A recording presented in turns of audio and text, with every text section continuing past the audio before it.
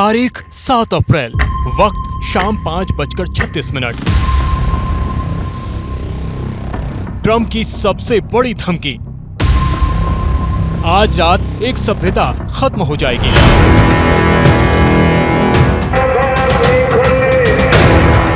Trump की धमकी के बाद पूरा ईरान आखिरी लड़ाई लड़ने के लिए खड़ा हो गया। सबके जहन में एक ही सवाल, आज की रात क्या होगा। तारीख 8 अप्रैल, वक्त सुबह 4:02। हमले से 1 घंटे 28 मिनट पहले। Cease fire, cease fire, cease fire. अचानक वो खबर आई जिसका इंतजार सिर्फ अमेरिका और ईरान को नहीं बल्कि पूरी दुनिया को था। 40 दिन बाद मिडिल ईस्ट में युद्ध विराम हो गया।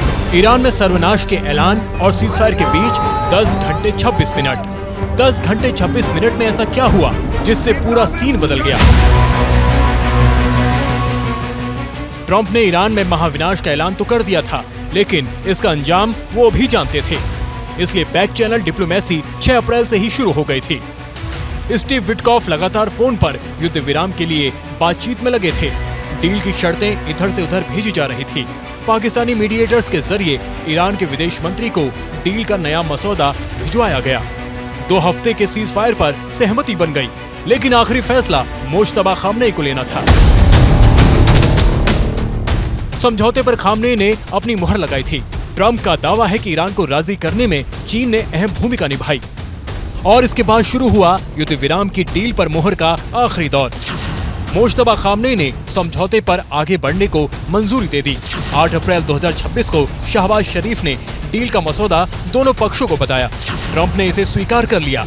ट्रंप ने नेतन्याहू से युद्ध विराम का पालन करने के लिए बात की और फिर आसिम मुनीर को फोन कर इसे अंतिम रूप देने को कहा। सुबह 4:02 पर ट्रंप ने सीज फायर का ऐलान कर दिया। ट्रंप के संदेश के 15 मिनट बाद अमेरिकी सेना को पीछे हटने का आदेश दे दिया गया। ईरान ने भी हॉर्मुज खोलने की रजामंदी दे दी। ईरान ने अमेरिका के सामने 10 शर्तें रखी हैं, जिन पर इस्लामाबाद में बातचीत होगी। ये वही शर्तें हैं जो ईरान पहले दिन से रख रहा है। ईरान पीछे नहीं हटा। आखिरकार ट्रंप को ही पैर खींचने पड़े। 40 दिन की जंग में ईरान हीरो बनकर निकला और ट्रंप जीरो।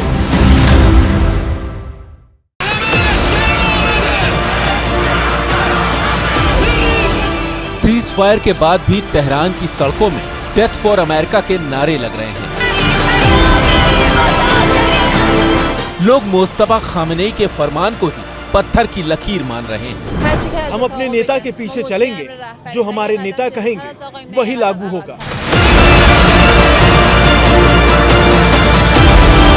और अब अमेरिका के लिए ईरान के लोगों की राय सुन लीजिए। उन पर भरोसा नहीं किया जा सकता है, लेकिन अब हालात बदल गए हैं।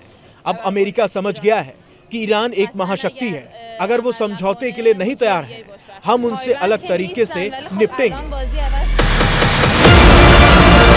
सीज फायर के बाद ट्रंप ने कहा कि अमेरिका हॉर्मुज में ट्रैफिक बढ़ाने में मदद करेगा, बहुत सारे पॉजिटिव एक्शन होंगे, बहुत पैसा कमाया जाएगा, ईरान पुनर्निर्माण शुरू कर सकता है, हम हर तरह का सामान भेजेंगे और बस ये पक्का करने के लिए वहाँ रहेंगे कि सब कुछ ठीक रहे। मुझे भरोसा है कि ऐसा ही होगा। हम अमेरिका में अनुभव कर रहे हैं कि ये मिडिल ईस्ट का गोल्डन एज होगा। लब्बो लुआब ये कि ना हॉर्मुज मिला ना रिजीम चेंज हुई। जिस ईरान को ट्रंप स्टोन एज में भेज रहे थे, अब उसी को गोल्डन एज में ले जाना चाहते हैं। ये सरेंडर नहीं तो और क्या है। लेकिन ट्रंप ईरान के आगे मजबूर क्यों हुए? पहली वजह है अमेरिका में हो रहा विरोध। लोग युद्ध के खिलाफ थे, इसलिए लगातार ट्रंप की अप्रूवल रेटिंग गिर रही है। 70 डेमोक्रेट सांसदों ने उनके खिलाफ महाभियोग लाने की तैयारी कर ली है। नाटो देशों ने भी ट्रंप का साथ छोड़ दिया।